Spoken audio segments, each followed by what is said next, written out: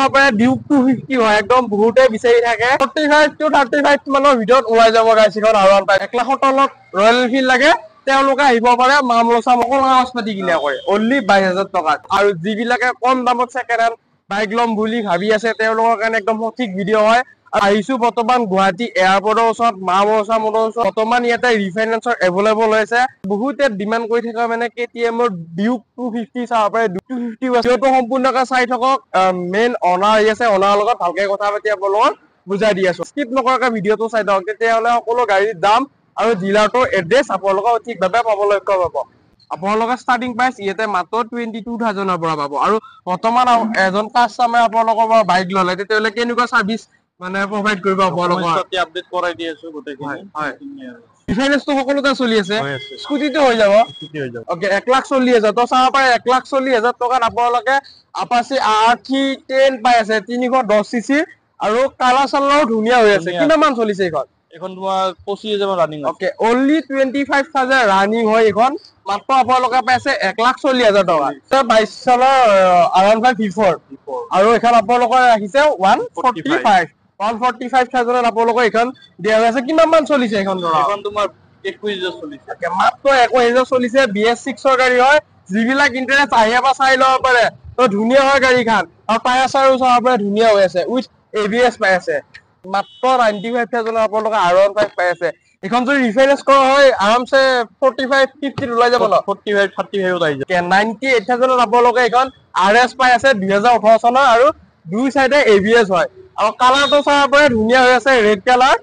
টায়াৰটো নতুন টায়াৰ একদম নতুন টায়াৰ আছে ন পিছফালে পিছতো একদম নতুন টায়াৰ হয় আৰু ডাবল ABS হয় অনলি 98000 তো যিবিলাক ইন্টাৰেষ্ট আহি কিনে চাব পাৰে RS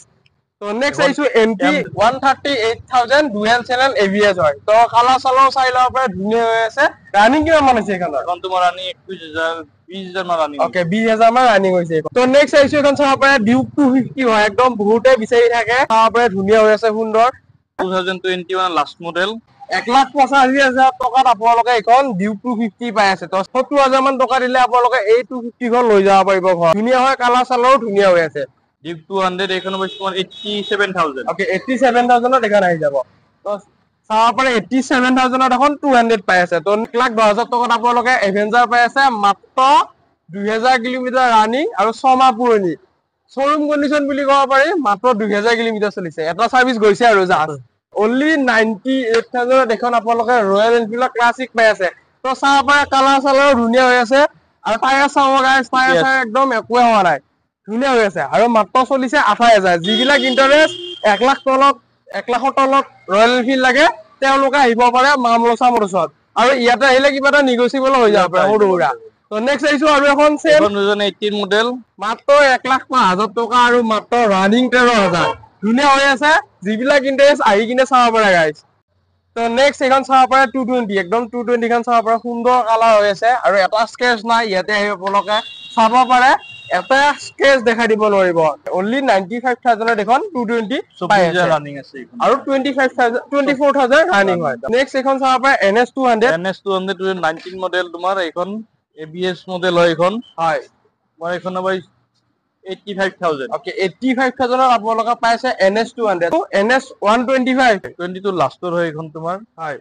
85000 ত এখন আপোনালোকে পাইছে একদম শোৰুম কন্ডিশন হয় তো নেক্সট এখনো দেখিছো এখন শোৰুমে বুলি ক'ব পাৰি 21 ৰ মডেল এখন তোমাৰ 80000 ওকে 80000 টকা 80000 ত এখন 125 NS পাই আছে তো নেক্সট আইছো এখন পালসাৰ 180 তোমাৰ ডাবল দিছে এখন তোমাৰ হয় 57000 আপোনালোকে এখন পাই আছে নেক্সট আইছো FZ 250 হ'ব নেকি হল FZ 250 এখন 21 ৰ লাষ্টৰ মডেল হয় হয় 98000 এখন ওকে ইয়াতে মই ডাকি কৈছো যে আপোনালোকে আহি এটা স্কেচ দেখাই দিব নোৱাৰে তো নেক্সট এখন FZ